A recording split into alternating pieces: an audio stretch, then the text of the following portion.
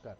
রাজ্য রাজনীতিতে কয়েকটি বিষয় খুব গুরুত্বপূর্ণ। কোন দল এগিয়ে, কোন দল পিছিয়ে এবং কোন দল কীভাবে তার রাজনৈতিক সংগ্রাম বা রাজনৈতিক লড়াই ইত্যাদি জারি রেখেছে সেই বিষয়গুলো নিয়ে আলোচনা হয়। সেদিক থেকে কেউ কেউ বলবেন শাসক দল এগিয়ে আছে। আমরা গতকালও শাসক দলের জেলা সভাপতি নাম ঘোষণার প্রেক্ষিতে আপনাদের প্রত্যেককে নিয়ে আলোচনা করেছি। আবার কেউ কেউ বলবেন বিরোধীরাও তাদের মতন করে রাজনৈতিক সংগ্রাম, রাজনৈতিক কর্মসূচি জারি রেখেছে। সেদিক থেকে সিপিআইএম আলোচনার মধ্যে আছে, কারণ সিপিআইএম আগামী 29 জানুয়ারি আগরতলায় সমাবেশ সংগঠিত করবে। উপলক্ষ সিপিআইএমের 24তম রাজ্য সম্মেলন, এবং 24তম রাজ্য সম্মেলনকে সামনে রেখে আগামী 29 জানুয়ারি আগরতলায় প্রকাশ্য সমাবেশ সংগঠিত হবে এবং রাজ্য কেন্দ্র স্তরের নেতৃত্ব সেই সমাবেশে বক্তব্য রাখবেন। সিপিআইএম পলিট ব্যুরো সদস্য তথা যিনি এখন বর্তমানে সমন্বয়কের ভূমিকা পালন করছেন প্রকাশ কারাত, সিপিআইএম পলিট ব্যুরো সদস্য মানিক সরকার, রাজ্যের প্রাক্তন মুখ্যমন্ত্রী এবং বিরোধী দলনেতা তথা রাজ্য সম্পাদক জিতেন্দ্র চৌধুরীরা এই সমাবেশে বক্তব্য রাখবেন। সেদিক থেকে সমাবেশকে যথেষ্ট গুরুত্ব দিয়ে দেখছে সিপিআইএম।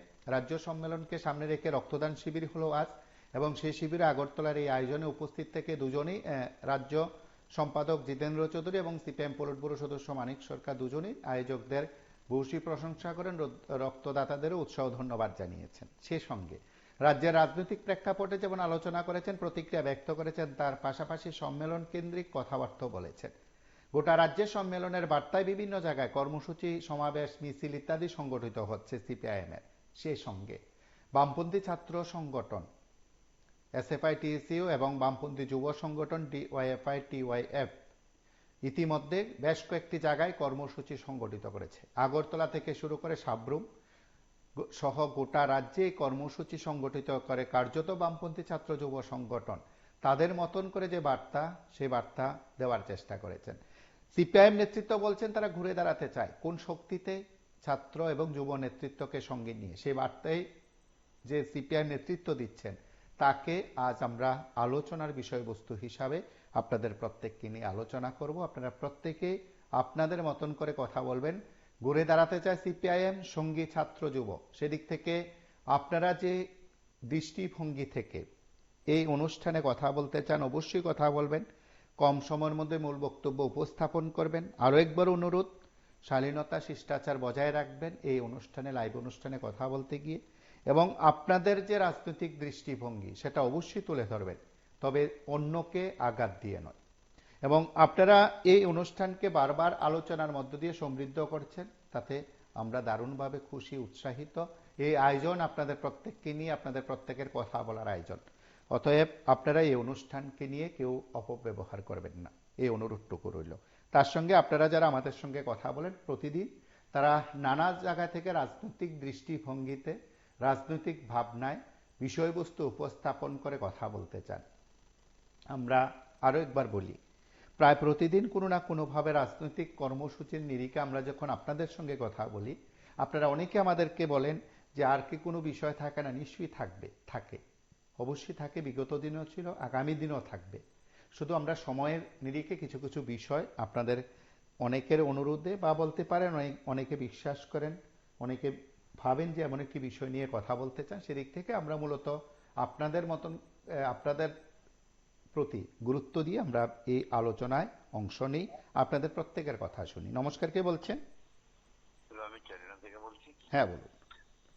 আজকে রাজ্য সম্মেলন উপলক্ষে সামনে রেখে যে রক্তদান শিবির বামপন্থীরা সংগঠন করছে তার অভিনন্দন। তবে তার পাশাপাশি তার দিকেও লক্ষ্য রাখতে হইব, কারণ রক্তদান শিবির করতে গিয়া আমাদের যুবক ভাইয়েরা বিভিন্ন আক্রান্ত হয়েছে। রক্ত দিতে গিয়ে আক্রান্ত হয়েছে। সেই আক্রান্ত থেকে যাতে প্রশাসন রক্ষা করতে পারে, আমরা দেখি আগামী দিনের যে কর্মসূচি, সেই কর্মসূচিতে যে মানুষ যাইব গ্রাম অঞ্চল থেকে এখন থেকে হুমকি শুরু হয়েছে। তবে এইগুলারে প্রত্যেকটি যুবক এগুলারে প্রতিবাহিত কইরা যাতে অন্তত এই সম্মেলনকে সাফল্য করতে পারে, তার দিকে যাতে দৃষ্টিভঙ্গি থাকে। নেতৃবৃন্দের প্রতি আমাদের আহ্বান থাকবো, অন্তত আপনারা গ্রাম থেকে শহর অব্দি এগুলা প্রশাসনের কাছে নিবেন। কারণ যারা যুবক ভাইয়েরা যারা গ্রাম থেকে দেখবো, বিশেষ করে এটা গ্রাম অঞ্চলেই বেশি হয়, বাড়িতে হুমকি, বাড়ি ঘরে হুমকি, এবং বাজারে গেলে আক্রমণ, বাড়িতে আক্রমণ, এগুলো গ্রাম অঞ্চলে হয়। আমরা দেখি আমরা চরিলাম বিধানসভার ভিতরে এখন থেকে শুরু হয়ে গেছে, শুধু হুমকি, যদি যায় তাহলে পরিণাম খারাপ হবে। আজকে বামপন্থী সমর্থিত যারা, তারা দেখা গেছে একটা রেশন কার্ড যদি অন্তত 6-7 জন রেশন কার্ডে আছে, তারা যদি ফ্যামিলি রেজিস্টার আলাদা করতে হয়, বামপন্থী সমর্থন নিলে সেই রেজিস্টার আলাদা করতে পারে না। এই অবস্থায় আছে, রেগার কাজের জন্য অ্যাপ্লাই করতে পারে না। এই অবস্থায় বামপন্থী পরিবাররা আছে। আমরা তার উত্তোলন তার থেকে যাতে অন্তত মুক্তি আনতে পারি, তার জন্য সমস্ত বেকার ভাইয়েরা, যুবক ভাইয়েরার প্রতি আমরা আহ্বান থাকবো, এই কর্মসূচিতে তোমরা যাতে বিজ্ঞাপন একটুটুকু বলা। আপনারা অনেকে বিশ্বাস করবেন যে কয়েকদিন ধরে বামপন্থী ছাত্র যুব সংগঠন ধারাবাহিকভাবে কর্মসূচি সংগঠিত করছে। আগরতলায় কর্মসূচি দেখলেন, এসএফআই-টিএসইউর কর্মসূচি, কার্যত সেটা 29 জানুয়ারির আগেই সেটা শুরু করে দিয়েছে ছাত্র যুবকরা, কেউ কেউ বলছিলেন। তার পাশাপাশি বামপন্থী যুব সংগঠন ডিওয়াইএফ, টিওয়াইএফ বিভিন্ন জায়গায় তারা পদযাত্রা কর্মসূচি করছেন মূলত 3টি দাবিকে সামনে রেখে, এবং সেই 3টি দাবির নিরিখে নেতৃত্ব তাদের মতন করে বক্তব্য রেখেছেন। আমরা বিভিন্ন স্তরের নেতৃত্ব, আগরতলার কর্মসূচি হোক, রাজ্যের আগরতলার বাইরের কর্মসূচি হোক, সেসব কর্মসূচি নিয়ে যে যে বক্তব্যগুলো রেখেছেন তার নিরিখে কিছু কথা শুনবো। আপনারাও কথা বলবেন। আপনারা বিভিন্ন জায়গা থেকে এই অনুষ্ঠান শুনছেন, অবশ্যই আপনারা আপনাদের প্রতিক্রিয়া ব্যক্ত করবেন।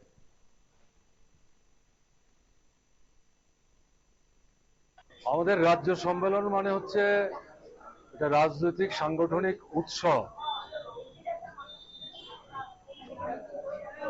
এবং রাজনৈতিক সাংগঠনিক এই উৎসবের মধ্যে আমাদের মূল আলোচনার বিষয়বস্তু হবে মানুষের ভালোর জন্য সামনের দিনে আমরা আরো কি কি করতে পারি না। এই যে সামগ্রিক ভালোর চিন্তা, তার সাথে রক্তদান একটা অত্যন্ত গুরুত্বপূর্ণ বিষয়। যেটা নতুন কিছু না, অনেক আগে থেকেই এই প্র্যাকটিসটা আমরা করে আসছি। এবার আমি যেটা লক্ষ্য করলাম, অনেকদিন পর এখানকার উদ্যোগে রক্তদাতা দাত্রীর যে সংখ্যাটা এটা বাড়ছে, এটা উৎসাহব্যঞ্জক। কেমন তাতে তো মানে বুঝতে অসুবিধা হচ্ছে না, পরিবেশ পরিমণ্ডলের মধ্যে পরিবর্তন আসছে। কেমন এটা আপনা আপনি হবে না, লড়াই করতে হবে, সংগ্রাম করতে হবে। কেমন না, আমাদের এই সম্মেলনের মধ্যে এটাই সবচেয়ে বেশি গুরুত্ব দিয়ে আলোচনা হবে। আমার বিশ্বাস এই সম্মেলন থেকে ত্রিপুরার গণতান্ত্রিক আন্দোলন তাকে সামনের দিকে এগিয়ে নিয়ে যাওয়ার ক্ষেত্রে একটা সঠিক পথের দিশা নিশ্চয়ই বেরিয়ে আসবে। একটা গুরুত্বপূর্ণ কর্মসূচিকে সামনে রেখে আজকে আমাদের পার্টির এই পশ্চিম জেলা তথা সদর মহকুমা কমিটি এটা সংগঠিত করেছে। রক্তদান সবসময়ই সর্বকালই একটা মহৎ দান, আর আজকের এই কর্মসূচি আমাদের পার্টির 24তম রাজ্য সম্মেলনকে সামনে রেখে। আমাদের পার্টি আমাদের সমাজে যাবতীয় বৈষম্য দূর করার, বর্তমান যে অচলায়তন ভেঙে এটা নতুন সমাজ করার অঙ্গীকারে আমাদের পার্টি লড়াই করছে। তো সেই জায়গায় দাঁড়িয়ে নতুন সমাজ তৈরি করার জন্য সেরকম মানসিকতার যে সম্পন্ন মানুষ যে তৈরি না হয়, এটা অসম্ভব। কাজেই পার্টি সম্মেলনটাও ঠিক সেই লক্ষ্যেই। আমাদের দেশে এখন যখন সাম্প্রদায়িক এবং নানা ধরনের বৈষম্য এবং শাসক দলের তরফ থেকে সমাজের মধ্যে আরো বিভেদ তৈরি করার চেষ্টা চলছে, এই জায়গায় দাঁড়িয়ে অসংখ্য যুবক আজকে যেখানে আসছেন, এটা একটা বার্তাবাহক যে নতুন প্রজন্ম দেশের এই বর্তমান অবস্থার সাথে তারা খুবই এর থেকে বেরিয়ে আসতে চায়, এবং তার সে অঙ্গীকার নিয়ে আজকে তারা আসছেন। আমি সমস্ত রক্তদানকারী আমাদের বন্ধুদের কৃতজ্ঞতা জানাচ্ছি, তাদের সুস্বাস্থ্য এবং দীর্ঘায়ু কামনা করছি। আমাদের রাজ্যের সরকারি শিক্ষা ব্যবস্থাকে যেভাবে বিজেপি সরকারের আমলে আক্রমণ করা হচ্ছে, রাজ্যের সরকারি স্কুল বন্ধ হচ্ছে, স্কুলের শিক্ষক প্রায় 10,000 কমে গেছে, স্কুলগুলিতে ছাত্র সংখ্যা 60,000 কমেছে, কলেজে শিক্ষক নেই, শোচনীয় অবস্থা রাজ্যের সরকারি শিক্ষা ব্যবস্থা। এই পরিস্থিতিতে এসএফআই টিএসইউ আগরতলা শহরের ছাত্রদের সংগঠিত করে শিক্ষা ভবন অভিযান করার সিদ্ধান্ত গ্রহণ করেছে। সেই জন্যেই এখানে ছাত্রছাত্রীরা সমবেত হচ্ছে। কিছুক্ষণের মধ্যেই আমরা মিছিল করব, আগরতলা শহরের বিভিন্ন রাজপথ পরিক্রমা করে আমরা শিক্ষা ভবনে যাব। শিক্ষা ভবনে অধিকর্তাদের কাছে আগাম চিঠি দেওয়া হয়েছিল যে আমরা কথা বলতে চাই, কিন্তু দপ্তরের তরফ থেকে এই চিঠির প্রাপ্তি স্বীকার করা কিংবা সময় প্রদানের কোনো উদ্যোগ ছিল না। কাজেই আমরা আমাদের মতো করে আজকে দপ্তরে গিয়ে জবাব চাইব কেন ত্রিপুরা রাজ্যের সরকারি শিক্ষা ব্যবস্থা ধ্বংসের দিকে যাচ্ছে। কি কি ডিমান্ড রয়েছে আপনাদের? আমাদের মূল যে আমরা 5টা দাবি আজকের জন্য চিহ্নিত করেছি, সেটা হচ্ছে ত্রিপুরা রাজ্যে কোনো সরকারি স্কুল বন্ধ করা যাবে না। ত্রিপুরা রাজ্যে স্কুল কলেজ বিশ্ববিদ্যালয়ে শিক্ষক সংকট চূড়ান্ত মাত্রায় গিয়ে পৌঁছেছে। শিক্ষক নিয়োগের উদ্যোগ নিতে হবে, নিয়মিত স্টাইপেন্ড প্রদান করতে হবে, ব্যর্থ বিদ্যাজ্যোতি প্রকল্প বাতিল করতে হবে এবং সর্বোপরি এ রাজ্যের মধ্যে পড়াশোনার খরচ প্রতিনিয়ত বাড়ছে। সরকারি বিভিন্ন প্রতিষ্ঠানগুলিতে পড়াশোনা করতে গেলেও প্রচুর পরিমাণে খরচ ছাত্রছাত্রীদের অভিভাবকদের করতে হচ্ছে। সেই জায়গায় পড়াশোনার খরচ কমানোর দাবি, এই 5টি দাবি নিয়ে আজকে আমরা আগরতলা শহরে ছাত্র মিছিল সংগঠিত করার সিদ্ধান্ত নিয়েছিলাম। सरकारी जो स्कूल है पिपरा की, वो सरकारी स्कूल को आप बंद नहीं कर सकते। बीजेपी का सरकार का एक एक्सक्यूज है कि पिपरा में छात्र छात्री का संख्या कम हो रहा है, इसका वजह से स्कूल को हम लोग ऑफ करने के लिए जा रहे हैं। लेकिन आप सभी लोगों को पता है कि पूरे वर्ल्ड में, अगर पूरे वर्ल्ड में पॉपुलेशन की तरफ से देखा जाए तो इंडिया अभी 1 नंबर में है पॉपुलेशन। तो नमस्कार, त्रिपुरा के भी बोलছেন? इंडिया के एक स्टेट है। अगर पॉपुलेशन দাস বলছি। হ্যাঁ বলুন। দেখুন, ত্রিপুরা আজকে সিপিএম পার্টি রাজ্য সম্মেলনের মাধ্যমে ওনারা আহ্বান করছেন যে পার্টি ঘুরে দাঁড়াতে চায়। তো আমি বলবো, দেখুন এই ভারতবর্ষে যে পরিস্থিতিটা, যে বেহাল পরিস্থিতি করছে, সেটা সিপিএম কংগ্রেসের সাথে সহযোগিতা কইরা আজকে এই অশান্তি বাতায় রাখছে সারা ভারতবর্ষে। বৈজ্ঞানিক উপায়ে রেগিং, প্রথম তো জবরদস্তি রেগিং, এইগুলি কার না জানা, প্রত্যেকেরই জানা। হয়তো সিপিএম থেকে যারা কিছু পাইছে আজকাল, যার কারণে কিছু কিছু লোক তারা পক্ষপাতিত্ব নিয়ে কথা কয় সিপিএম এর।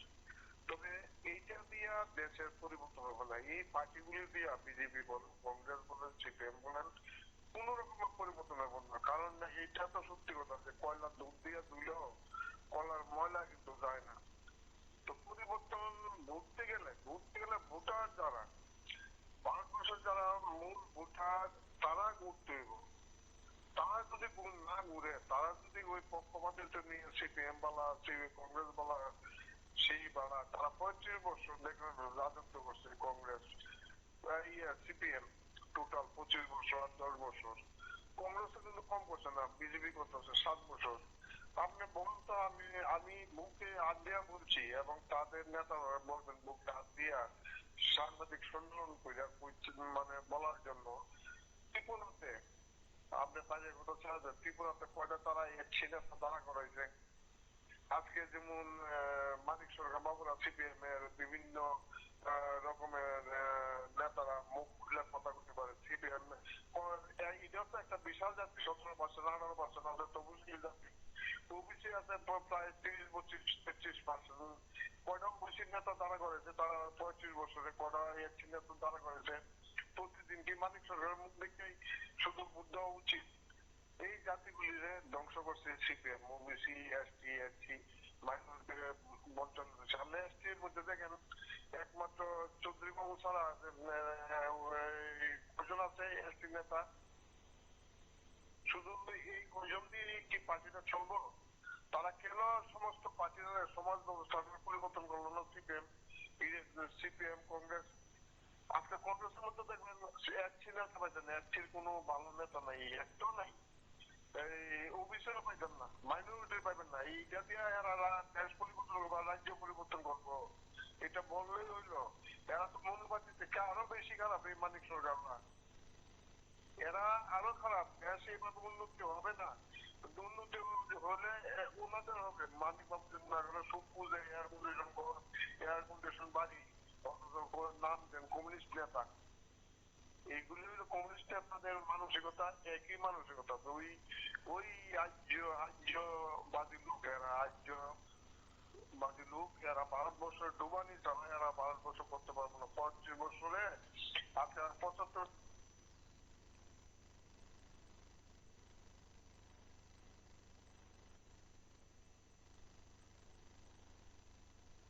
अगर पॉपुलेशन में हम लोग एक नंबर है तो गवर्नमेंट की स्कूल में छात्र छात्री क्यों कम हो रहा है? तो 2018 से पहले तो ऐसे नहीं हो रहा था। तो अब बीजेपी आने से बाद छात्र छात्री का संख्या गवर्नमेंट स्कूल में क्यों कम हो रहा है? इसको तो देखना चाहिए बीजेपी सरकार को। वो ये नहीं देख रहा है। ये देखने के बजाय वो एक एक्सक्यूज दे रहा है कि छात्र छात्री का संख्या कम है, इसलिए हम स्कूल को बंद कर रहे हैं। आप जो स्कूल अभी बंद करने के सरकार ने घोषित किया है, कोशिश किया है, वो स्कूल अब क्या हो रहा है? वो स्कूल अब बीजेपी का मंडल का प्रेसिडेंट हो, बीजेपी का कोई हाई वोल्ट लीडर का हो, मंत्री का रिलेटिव हो, उनको आप प्राइवेट के हाथ में आप सब दे रहे हैं। तो यहाँ पर प्राइवेट का स्कूल आप खोल रहे हैं, तो आप जो सरकारी शिक्षा को प्राइवेटाइजेशन की कोशिश यहाँ पर किया जा रहा है। और दूसरी डिमांड ये रही कि पूरी त्रिपुरा में अभी शिक्षा का बहुत क्राइसिस है। पूरी त्रिपुरा में 311 से भी ज्यादा सिर्फ एक ही टीचर से वो स्कूल चल रहा है। हमारा त्रिपुरा में आप सब लोग पता है लाखों की तादाद में छात्र छात्रियां वेस्ट बंगाल बेंगलुरु में जाकर बीएड पढ़ाई करके त्रिपुरा में आते हैं। बहुत सारे ऐसे छात्र हैं अभी तक टेट की एग्जाम भी नहीं हो रहा है, बीएड पढ़ चुके हैं। तो अगर टीचर क्राइसिस है तो अब उस छात्र छात्री का नियुक्त कीजिए, रिक्रूटमेंट कीजिए, क्यों कम हो रहा है? अगर आपका तो यहाँ पर युवा की तो कमी नहीं है तो आप उसको रिक्रूटमेंट कीजिए। त्रिपुरा में ये पहली बार ऐसे ही हो रहा है कि शिक्षा के लिए छात्र छात्री अभिभावक आप रास्ते में उतर रहे हैं, स्कूल को बॉयकॉट कर रहे हैं, बहुत अवरोध कर रहे हैं, जैसे कि बंगाली में बोला जाता है। तो ऐसे हालात चल रहे हैं। तो जो थर्ड डिमांड है विद्या ज्योति प्रकल्प में बात करना पड़ेगा। विद्या ज्योति का हालात आप सब लोग को पता है, मैं बोलना नहीं चाहता हूँ।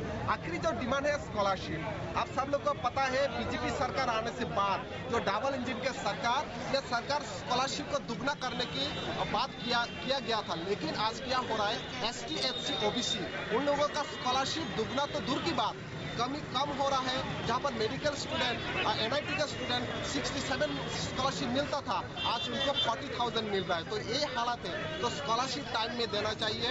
अगर नहीं देगा तो हम लोग इसके अलावा प्रोटेस्ट करके। तो आखिरी जो लास्ट बात ये है कि जो त्रिपुरा पूरी भारतवर्ष में केरल से बाहर एक नंबर स्टेट था एजुकेशन में, आज ये त्रिपुरा HIV में एक नंबर है। उसके बाद आप क्या कहते हैं इसको, मादक में ड्रग्स में एक नंबर है। लेकिन शिक्षा में आप बहुत सारे पीछे चला गया है। तो यही त्रिपुरा के ये हालात है। इस हालात को हम कमबैक करने के लिए आज SFI PSU मिलकर अगरतला और सदर और डुगरी डिस्ट्रिक्ट सब डिविजन मिलकर डायरेक्टर के निकट हम लोग मेमोरेंडम सबमिट करने के लिए जा रहे हैं। इसके बाद भी अगर आप लोगों का डिमांड पूरी नहीं होता है तो आप लोगों का क्या उसके बाद क्या रहेगा? देखिए, हम लोग तो SFI PSU पहले से इस डिमांड को लेके बातें कर रहे हैं, लेकिन विद्या ज्योति के हो पहले से हम लोग इसका एगेंस्ट है। बार बार हम लोग कर रहे हैं। हम लोग पूरी सब डिविजन लेवल में भी हम लोग प्रोटेस्ट कर रहे हैं।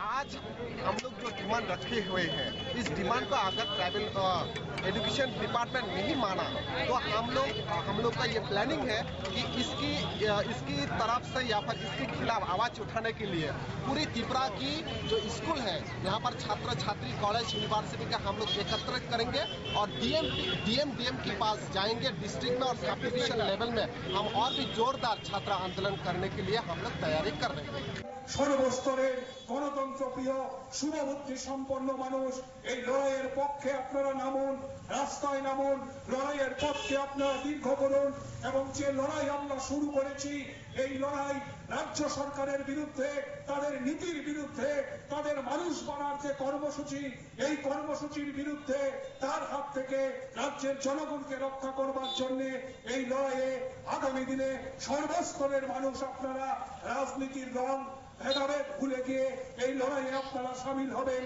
এই আশা এবং প্রত্যাশা রেখে আবারও সবাইকে অভিনন্দন, লাল সালাম জানিয়ে আমি আমার সংক্ষিপ্ত আলোচনা এখানে শেষ করছি।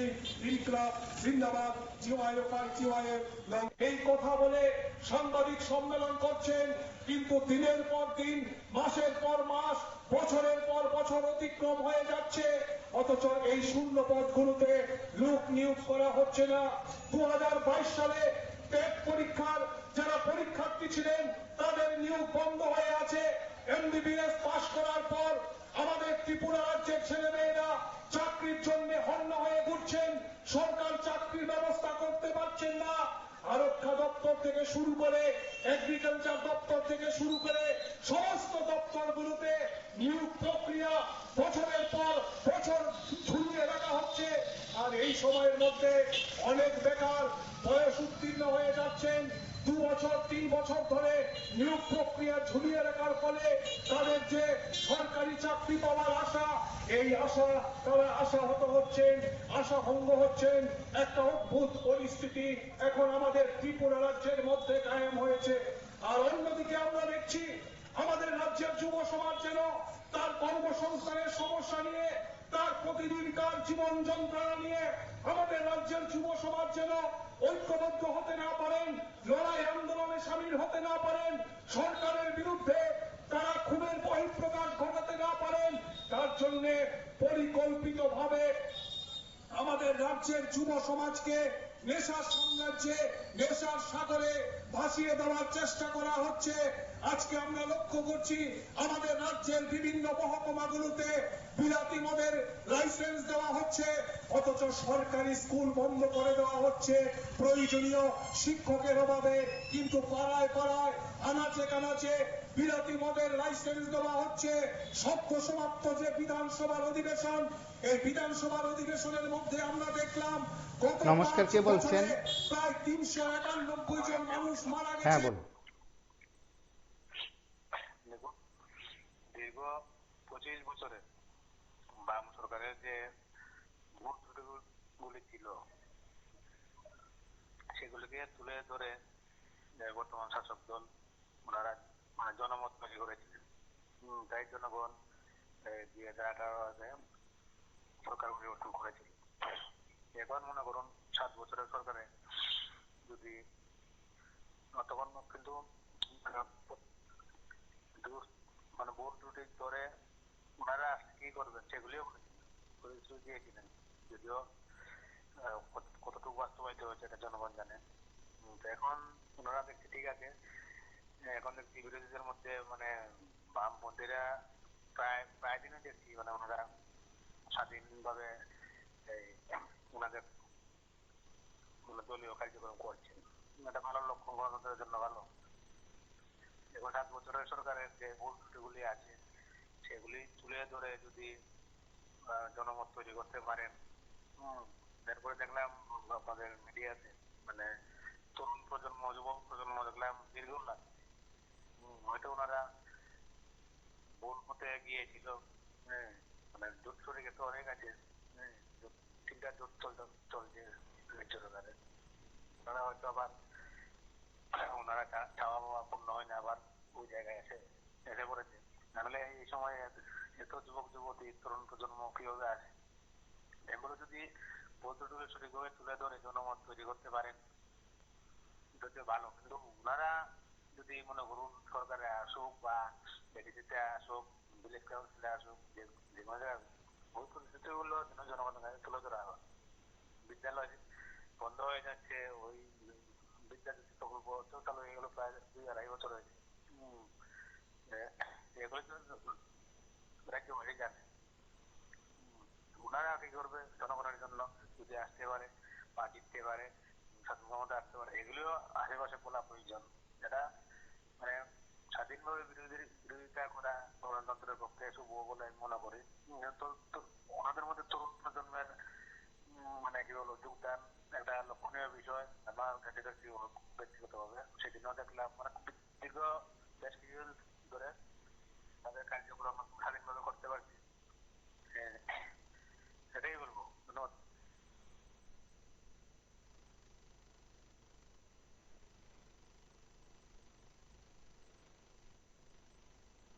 নমস্কার, কে বলছেন? 391 জন মানুষ। হ্যালো হ্যাঁ বলুন।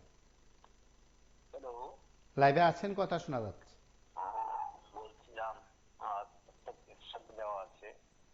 বামফ্রন্ট ঘুরে দাঁড়াতে চাই কি কারণে, সেগুলি কারণ যদি আমরা বিস্তারিত আলোচনা করি তাহলে অনেক কিছু দেখা যাবে। বছরে 50,000 চাকরি বিজেপি গভর্নমেন্ট আসার আগে সেই কথা বলেছিল যখন বামফ্রন্ট সরকারকে তারা হারিয়েছিল। বছরে 50,000 চাকরি ওরা দেয় নাই। কর্মচারীদের জন্য সপ্তম বেতন পে কমিশন বলেছিল, তাও দেয় নাই। গরিবের জন্য রেগার হাজিরা বাড়িয়ে দিব, রেগার দৈনিক দিন বাড়িয়ে দিব তা বলেছিল, তাও করে নাই। বিভিন্ন উন্নয়নমূলক ত্রিপুরা রাজ্যের যে সমস্ত উন্নয়নমূলক কাজগুলি সেগুলি থুপড়ে পড়েছে। শান্তি শৃঙ্খলা ত্রিপুরাতে নেই, বাইক বাহিনী তৈরি করেছে। বিস্তারিত ঘটনা যদি ত্রিপুরা রাজ্যের মানুষ সুস্থ মনে বিচার করেন তাইলে তো বামফ্রন্ট গভর্নমেন্ট ঘুরে দাঁড়াবে। কারণ ত্রিপুরা রাজ্যে বামফ্রন্টকে দেখেছে, কংগ্রেসকে দেখেছে, বিজেপিকে দেখেছে। এই তিনটা দল ছিল, এবার মথাও রাজার মথা যে কয় মথা দলও দেখেছে। তো সবগুলি দেখে কিন্তু একটা জায়গার মানুষের চিন্তাধারা করবে কোন দলটা ভালো কোন দলটা খারাপ। মানুষ যখন বামফ্রন্টকে হারায়, মানুষ কিছু পাওয়ার জন্য চাওয়ার জন্যই কিন্তু হারিয়েছিল। বামফ্রন্ট যখন বলছে আমাকে কেন্দ্রীয় গভর্নমেন্ট টাকা দেয় না, এর চেয়ে বেশি উন্নয়ন আমরা করতে পারবো না, কর্মচারীদেরকে এর চেয়ে বেশি দিতে পারবো না, তখন মানুষ কিন্তু অসন্তুষ্ট হয়ে বামফ্রন্টকে হারিয়েছিল। এখন দেখা গেল যে ডাবল ইঞ্জিনের সরকার ত্রিপুরাতে এসেছে ঠিক, কিন্তু ডাবল ইঞ্জিনের সরকার তো আর সেইভাবে কর্মচারীদের সপ্তম বেতন পে কমিশন দেয় নাই, ডাবল ভাবে উন্নত করতে পারে নাই, ডাবল ভাবে উড়ালপুল করতে পারে নাই। সিঙ্গেল বামফ্রন্ট যখন একটা সিঙ্গেল উড়ালপুল করেছে, হ্যাঁ ডাবল ইঞ্জিন কিন্তু দুইটা উড়ালপুল করার নিয়ম ছিল, দুইটা ফ্যাক্টরের কথা এখন পর্যন্ত একটারও চিন্তা যেটা আছে এটাকে মনে হয় তারা সঠিকভাবে রাখতে পারবে কিনা সন্দেহ, সেগুলি পরিচর্যা করে। তারপরে দেখুন স্কুলে কলেজে মাস্টার বেকার সংখ্যা যেভাবে ত্রিপুরাতে বাড়িয়ে গেল, স্কুলে মাস্টার নেই, বেকাররা চাকরি পাচ্ছে না, পড়াশোনা করে তাদেরকে নিয়োগ করছে না, তাহলে বেকার কিন্তু এখানে অসন্তুষ্ট। তারপরে আপনার সমস্ত স্বাস্থ্য বিভাগ যান, হাসপাতালে কোনো পরিষেবা নাই। আগে যেভাবে মানুষ পরিষেবা পাইতো, এখন কি উন্নত করেছে? উন্নত তো করেনি। আমরা যখন হাসপাতালে যাই তার কোনো পরিষেবা হয় না, ডাক্তার হয় না, নার্স হয় না, হ্যাঁ নার্স থাকে না। এক একজন নার্সকে দিয়ে তারা দেখা গেল যে চারটা পাঁচটা বেডের জায়গা এক একজন নার্সকে দিয়ে তারা 50টা বেড চালায়। সেই নার্স কিভাবে পরিষেবা দিব? তাকে দিতে পারবো? একজন দিয়ে স্কুল চালা, সে একজন কি স্কুলে যেমন কতগুলি স্কুল আছে একজন দিয়ে চালা, তাহলে সে কিভাবে পড়াশোনা করাবে?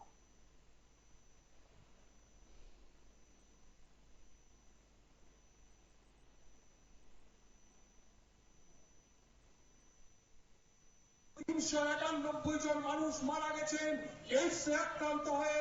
কি করে তারা এইডসে আক্রান্ত হলেন? ওই শিরাপথে ড্রাগ নেওয়ার ফলে, একই সিরিঞ্জ ব্যবহার করে ড্রাগস নেওয়ার ফলে আজকে HIV সংক্রমণের ঘটনা আমাদের ত্রিপুরা রাজ্যে বাড়ছে।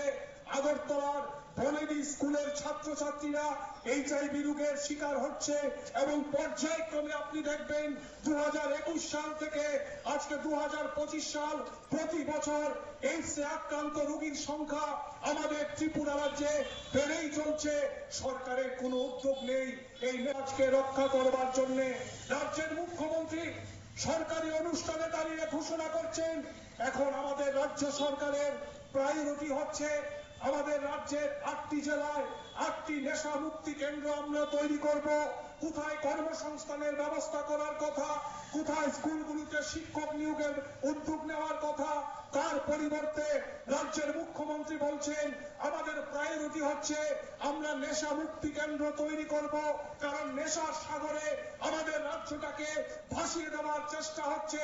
অথচ পুলিশ যারা নেশার আসল কারবারি, যারা নেশা সাম্রাজ্যের আসল কিংপিন, তাদের অ্যারেস্ট করবার জন্য, তাদের গ্রেপ্তার করবার জন্য পুলিশের কোনো উদ্যোগ নেই, পুলিশের কোনো ভূমিকা নেই। ওই ছিটে ফুটা কিছু কিছু জায়গায় নেশার বিরুদ্ধে অভিযান হচ্ছে, বিরাতি মদের বোতল তারা বাজেয়াপ্ত করছেন, কোরেক্স বাজেয়াপ্ত করছেন, ইয়াবা ট্যাবলেট বাজেয়াপ্ত করছেন, কিন্তু যারা এগুলো সাপ্লাই লাইন গোটা ত্রিপুরা রাজ্যে ছড়িয়ে দিচ্ছে, নেশা সাম্রাজ্যের যারা আসল কিংপিন, তাদের অ্যারেস্ট করার সাহস দেখাতে পারছেন না। আমি পুলিশের বন্ধুদের দোষারোপ করতে চাই না, কারণ উপর থেকে তাদের নির্দেশ দেওয়া আছে তাদের বিরুদ্ধে, নেশার যারা আসল কিংপিন তাদের বিরুদ্ধে অ্যাকশন নেওয়া যাবে না। ফলে একাংশের পুলিশ কর্মীর ইচ্ছা থাকলেও তারা ওই নেশার বিরুদ্ধে তারা সফলভাবে অভিযান করতে পারছেন না। এইরকম একটা ভয়ানক পরিস্থিতি আজকে আমাদের ত্রিপুরা রাজ্যের মধ্যে তৈরি হয়েছে। রাজ্য জুড়ে চুরি, ছিনতাই, নারী নির্যাতনের ঘটনা বাড়ছে, আইন শৃঙ্খলা সম্পূর্ণভাবে আমাদের রাজ্যে ভেঙে পড়েছে। একটা অরাজক পরিস্থিতি আজকে গত 60 বছর ধরে আমাদের ত্রিপুরা রাজ্যের মধ্যে কায়েম হয়েছে। যদি রাজ্যের পরিবেশ নষ্ট হয়, যদি রাজ্যে গণতান্ত্রিক বাতাবরণ না থাকে, যদি স্কুলগুলোতে শিক্ষক না থাকে, হাসপাতালে ডাক্তার না থাকে, শুধুমাত্র যারা বামপন্থী কর্মী সমর্থক কিংবা বামপন্থী সমর্থিত পরিবারের ছেলে মেয়ে মানুষ তারাই ক্ষতিগ্রস্ত হবেন, ঘটনা কিন্তু এমন না। আমাদের 40 লক্ষ আপামর জনগণ তারা এই সরকারের আমলে নানানভাবে ক্ষতিগ্রস্ত হচ্ছেন। তার হাত থেকে আজকে রাজ্যকে বাঁচানোর চ্যালেঞ্জ নিয়েই আমরা ডিওয়াইএফআই এবং টিওআইএফ রাজ্য জুড়ে এই আন্দোলনের কর্মসূচি আমরা গ্রহণ করেছি। আমাদের লড়াই হচ্ছে এই রাজ্যটাকে রক্ষা করতে হবে, রাজ্যের ছাত্র যুবদের ভবিষ্যৎকে রক্ষা করতে হবে। একদিকে কর্মসংস্থানের সংকট, অন্যদিকে নমস্কার, কে বলছেন? রাজ্যকে ভাসিয়ে দেওয়া হচ্ছে। আর রাজ্যের মন্ত্রী তারা বলছিলেন আজকে সামনের মধ্যে যে ত্রিপুরা রাজ্যে যখন বামফ্রন্ট গভর্নমেন্ট করে দাঁড়াবে, এরা কতগুলি বামফ্রন্ট যখন সরকার চালিয়েছিল তখন কি বামফ্রন্টের এমএলএরা এভাবে ডাবল ভাবে বেতন বাড়িয়েছিল? তার কোনো প্রমাণ নেই।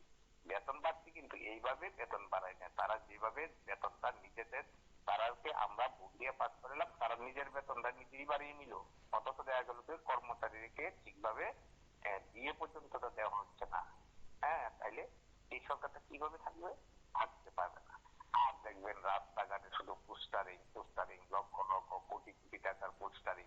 তারা শুধু নাম কামাচ্ছে পোস্টার দিয়ে। তারা এই কাজ করছে, এই কাজ করছে, হ্যান করে ত্যান করে। তো নাম তো শুধু পোস্টারই, কিন্তু কাজের বেলা কিছুই নেই। তাহলে তারা নিশ্চয়ই তারা থাকতে পারবে না। তাহলে এই কথাটা আমরা কখন আসবে? চতুর্দিকের মানুষ যখন বিভ্রান্ত হয়ে যাবে, তাদের কর্মকাজে আর ভালোবাসবে না এই বিজেপি, তখনই কিন্তু সরকারটা পাল্টায়। তো এই সরকার পাল্টানোর কারণটাকে শুধু শুধু নাই। আর ডাবল ইঞ্জিন যখন তারা, আমরা দেখলাম ডাবল ইঞ্জিন থেকে সিঙ্গেল ইঞ্জিনে বামফ্রন্ট অনেক বেশি কাজ করেছে। এই কাজটা তারা না করে ত্রিপুরা রাজ্যে সমস্ত স্কুল, কলেজ, হাট, বাজার, হাসপাতাল, সমস্ত বাড়ি ঘর, অফিস কাছার যা করলো, যেটা বামফ্রন্ট আমলে যেতে করতে, তারা আসলে পূর্ণ একটা অফিস করেছে, যে ভালো একটা অফিস করেছে। শুনলাম তারা একটা হেলথ হসপিটাল বানাবে। ওই বানানোর তারা মুখের বুলি, মুখের কথাই তারা তারা উন্নয়নমূলকের কোনো কাজ নেই, কিন্তু দেখবেন বুনিয়াদ। যেই টাকাগুলি আসছে সেই টাকাগুলি লুটে পুটে খাচ্ছে রাজ্যের মানুষ। কিন্তু দেখতে পাচ্ছে যে তারা সমস্ত টাকা কেন্দ্রের থেকে আসছে, সেই টাকাগুলি লুটে পুটে তারা খাচ্ছে। কোনো গরিবের জন্য বা গরিবের জন্য কাজ নেই। কাজ গরিবের জন্য একটা কোনো উপকার করছে সেরকম কোনো প্রমাণ দিতে পারবে না। গরিবের কোনো কাজ নাই। কোন ডিপার্টমেন্টে কাজ নেই, কোনো মানে কোন স্তরের মানুষদের জন্য সেই রকম ভাবে কোনো কাজ নেই। তাহলে দেখা গেল যে তারা আর কিভাবে থাকতো? তারা থাকার মতো কোনো তাদের সামর্থ্যই নেই। মানুষ যখন বিভ্রান্ত হয়ে যাবে তখন কি একটা সরকার থাকতে পারে? পারে না। আস্তে আস্তে ট্রাইবেলরা তাদের কাছ থেকে মুখ ঘুরিয়ে নিচ্ছে। দেখতে পেলাম আবার সেই বামফ্রন্টের দিকে তাদের মন, বামফ্রন্টের মিটিং থেকে সব ট্রাইবেল উপজাতীয় দেশের মানুষরা আসছে। তাদের এতদিনে তাদের হুঁশ ফিরেছে, যা করেছে তারা ভুল করেছে এরকম তারা নিজেরাই বলাবলি করছে, আমরা শুনতে পাচ্ছি। তারা নয়, শুধু অনেক আমাদের বিজেপি গভর্নমেন্টকে আমরা এলে আমরা ভুল করেছি। এই বিজেপি গভর্নমেন্ট কিন্তু আমাদের কোনদিনের কোনো উন্নয়নমূলক কাজ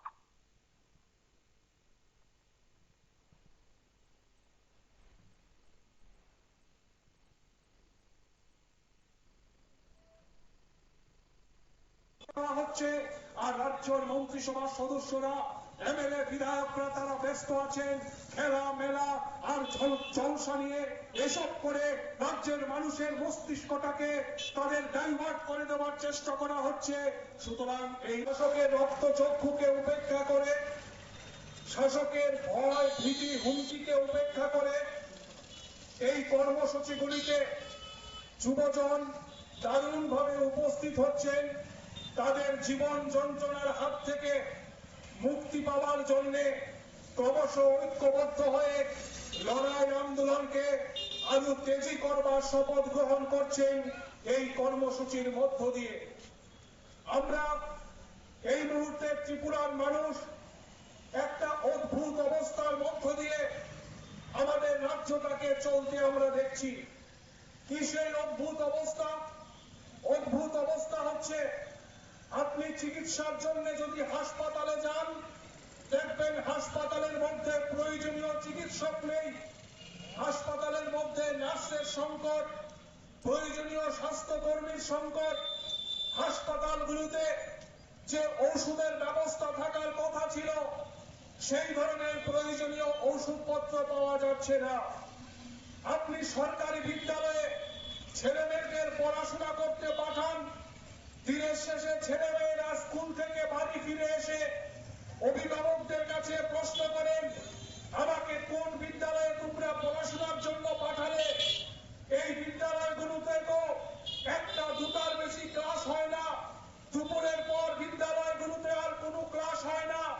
কারণ বিদ্যালয়গুলোতে যে পরিমাণ শিক্ষক থাকার কথা, প্রয়োজনীয় শিক্ষক থাকার কথা, এই বিদ্যালয়গুলোতে প্রয়োজনীয় শিক্ষক নেই। পরিসংখ্যান হচ্ছে এই সময়ে আমাদের রাজ্যে 311টির বেশি বিদ্যালয় আছে, যে বিদ্যালয়গুলো মাত্র একটি মাত্র শিক্ষক দিয়ে ক্লাস চলছে, পঠন পাঠন চলছে। আপনি সরকারি বিভিন্ন দপ্তরগুলোতে যান, ডিএম অফিস, এসডিএম অফিসে যান, এগ্রিকালচার দপ্তরে যান, প্রাণী সম্পদ বিকাশ দপ্তরে যান, আপনি দেখবেন যে কাজ 2 ঘন্টা 3 ঘন্টায় হয়ে যাওয়ার কথা, সেই কাজ করাতে আপনার 10 দিন 15 দিন 1 সপ্তাহ সময় কেটে যাচ্ছে। সেই কর্মীর সংকট চলছে। এই সময়ে আমাদের ত্রিপুরা রাজ্যে 56,000-এর বেশি কর্মী স্বল্পতা চলছে সরকারি দপ্তরগুলোতে। একটা অদ্ভুত পরিস্থিতি আমাদের এই ত্রিপুরা রাজ্যে চলছে। কেন এই অবস্থা হলো? এই অবস্থা হলো তার কারণ হচ্ছে আমাদের রাজ্যে বিজেপি আইপিএফটির এবং তীব্রতার সরকার চলছে। আমাদের রাজ্যে এই জোট সরকার তৈরি হওয়ার পর যেভাবে সরকারি দপ্তরগুলোতে নিয়োগ করার কথা, বিদ্যালয়ে শিক্ষক নিয়োগ করার কথা, চিকিৎসক নার্স নিয়োগ করার কথা, এই শূন্য পদগুলোকে পূরণ করবার জন্য সরকারের কোন ধরনের স্বতঃস্ফূর্ত উদ্যোগ নেই, কোন ধরনের ভূমিকা নেই। আপনারা শুনলে অবাক হবেন, এই মুহূর্তে আমাদের রাজ্যের বিভিন্ন সরকারি দপ্তরগুলোতে প্রায় 1.5 লক্ষাধিক শূন্য পদ খালি পড়ে আছে, কিন্তু সরকার এই শূন্য পদগুলোতে লোক নিয়োগ করবার জন্য কোন ধরনের উদ্যোগ নিচ্ছেন না। আমরা দেখলাম বিধানসভার মধ্যে দাঁড়িয়ে ওই রাজ্যের মুখ্যমন্ত্রী ঘোষণা করছেন যে গত 8 বছরে আমাদের ত্রিপুরা রাজ্যে নাকি 13,000-এর কিছু বেশি নিয়মিত কর্মচারীকে নিয়োগ করা হয়েছে। অথচ আমরা 2018 সালের বিধানসভা নির্বাচনের আগে এই বিজেপি দলের নেতাদের মুখ থেকে প্রতিশ্রুতি শুনেছিলাম ঘরে ঘরে রোজগারের ব্যবস্থা হবে, প্রথম বছরেই 50,000 বেকার ছেলে মেয়ে কর্মসংস্থানের ব্যবস্থা হবে। আর এখন আমাদের রাজ্যে ডাবল ইঞ্জিনের সরকার তৈরি হওয়ার পর মুখ্যমন্ত্রী থেকে শুরু করে মন্ত্রিসভার সদস্যরা বিধানসভার মধ্যে বিবৃতি দিচ্ছেন এই সময়ের মধ্যে আমাদের রাজ্যে 13,500-এর কিছু বেশি নিয়মিত চাকরি হয়েছে। সুতরাং আপনারা বুঝতেই পারছেন এই ডাবল ইঞ্জিনের সরকার তৈরি হওয়ার পর আমাদের রাজ্যের যুবদের সাথে কিভাবে বিশ্বাসঘাতকতা করা হচ্ছে, কিভাবে আমাদের রাজ্যের যুব সমাজ প্রতারণার শিকার হচ্ছে। এই প্রতারণার বিরুদ্ধে, এই বিশ্বাসঘাতকতার বিরুদ্ধে আমরা ডিওয়াইএফআই এবং টিওয়াইএফ রাজ্য জুড়ে এই আন্দোলনের কর্মসূচি আমরা গ্রহণ করেছি। আলোচনা করি, ঠিক করি যে তপন চক্রবর্তীর 18 জানুয়ারি তার জন্মদিন। এই জন্মদিন থেকে 2025 সালের 31 আগস্ট শহীদের 25 বছর পূর্তির দিন পর্যন্ত আমরা গোটা রাজ্যে কর্মসূচি করব এবং এই কর্মসূচিটা আমরা শুরু করব রক্তদানের মধ্য দিয়ে তেলিয়ামুড়া থেকে। এবং এই কর্মসূচির গোটা রাজ্যের যে কর্মসূচিটা চলবে আগামী 31 আগস্ট পর্যন্ত, এই গোটা কর্মসূচির সূচনা আজকে রক্তদান শিবিরের মধ্য দিয়ে আমরা করতে যাচ্ছি। বলে হচ্ছে আমাদের সংগঠনের প্রাথমিক পূজা করা। এবং তপন চক্রবর্তীর শুধুমাত্র 25তম বর্ষে আমরা স্মরণ করছি না, একটা সময় আমাদের রাজ্যে যখন গণতান্ত্রিক পরিবেশ ছিল তখন আমরা দেখেছি, তখন রাজ্যের যুবকদের নেতৃত্বে যারা ছিলেন, বিশেষ করে আমরা যাদের দেখেছি নরেশদা, তাপসদা, তারা বাগান বাজারে খোয়াই তেলেমুড়া মহকুমা গণতান্ত্রিক আন্দোলনের নেতৃত্বের পরামর্শে একটা অসাধারণ কর্মসূচি 31 আগস্ট প্রতি বছর করতেন। এবং শুধুমাত্র একটা 31 আগস্টের জন্য না, প্রতিদিন আমাদের এই লড়াইকে শানিত করার প্রশ্নে আমাদের রাজ্যে তপন চক্রবর্তী একটা অন্যতম নাম, আমাদের কাছে একটা অন্যতম চেতনা। এবং প্রতিদিন এই সংগঠনকে উজ্জীবিত করার প্রশ্নে কমরেডদের আরো বেশি আত্মবলিদান করার, নমস্কার, কে বলছেন? মানুষের সাথে কাজ করার প্রশ্নে তপন চক্রবর্তী আমাদের। হ্যাঁ বলুন। বলছিলাম বেতারাতে যায় সিপিআইএম ছাত্র যুবদের নিয়ে, ছাত্র যুব, তো যাক ছাত্র যুবা তো থাকবে। বই মেলা, বইকে নিয়ে আন্দোলন হয়েছিল দেখেছি। তো ঘটনা হলো সত্যি আজকের দিনে দাঁড়িয়ে এই কথাটা স্বীকার করতে হয়। অনিষ্কারের কোনো ব্যাপার নেই, কারণ বিভিন্ন বক্তা বিভিন্ন রকম কথা বলেছে। ওরা বলেছে কিন্তু ক্ষমতায় ছিল তো 25টা বছর। আজকে ওরা 7 বছরে হয়তো অনেক কিছু অভিজ্ঞতা অর্জন করেছে, যার জন্য আন্দোলন কর্মসূচি নিয়েছে সিপিআইএম। আমরাও দেখতে চাই, আমরা একটু ভালো থাকতে চাই, সুখে থাকতে চাই, শান্তিতে থাকতে চাই। কি চাই আমরা সাধারণ জনগণ? আমরা তো এতটুকুই, এর থেকে বেশি কি দরকার? ঘটনা হলো ওই বক্তারা বলছেন নেশা বিরোধী এই অভিযান কোথায় কোথায়? ড্রাগস সারা ত্রিপুরায় চেয়ে আছে। সিরিয়াস ওই যে কি বলে কোটা ফ্যান্সি, ওগুলো কোথায়? সবচেয়ে বেশি তো মারাত্মক এগুলা। আর বিশেষ করে যে গভর্নমেন্টটা এসেছে, কতটা লাইসেন্স দিয়েছে ফরেন লিগারে, কতটা লাইসেন্স দিয়েছে পেট্রোল পাম্পে, বাণিজ্যটা কমিশন। তা আমরাও কি করবো? আমরা সাধারণ জনগণ, আমরা হয়তো একটা সময় আসবে বোতাম টিপবো, কিন্তু বোতামটাও টিপতে একটু ব্যাগ পেতে হয়, হয়ে গেছে, চলে যাবে। তো এরকম কিছু কিছু জায়গা আছে যেটা আমরা দেখলাম, প্রত্যক্ষ করলাম উপনির্বাচনে বক্সনগর মন্ত্রীর ঠেলা। এখন গিয়েছে কয়জন? দনপুর এবং বক্সনগরে কয়জন গিয়েছে? আগে তো নির্বাচনের উপনির্বাচনের সময় সব গিয়েছে, এরপরও ভোট তখন করে যাও, বুদ্ধি দিয়ে এসছে, এই মন্ত্রী বুদ্ধি দিতে, এই মন্ত্রী বুদ্ধি দিয়েছে। যাক, আমরা দেখার পাত্র হয়ে গেলাম, আমরা দেখতেই থাকবো, আপনারাও দেখতে থাকতেন। তো প্রচার করেন, আমরা অংশগ্রহণ করি। কিন্তু অফিসটা যে ভেঙেছিল এটাও মনে আছে।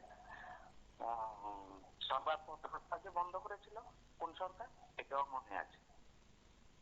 শুভরাত্রি, ভালো থাকবেন। সুতরাং হয়তো সেদিক থেকে আগামী কয়েকদিন রাজনৈতিক পরিমণ্ডলে সিপিআইএম তথা বাম দলগুলো বা বলতে পারেন সিপিএম এর বিভিন্ন সংগঠনগুলো কর্মসূচি সংগঠিত করে আগামী 29 জানুয়ারি যে প্রকাশ্য সমাবেশ হবে তার শক্তির মহড়ার জন্য আগাম প্রস্তুতি নেবে।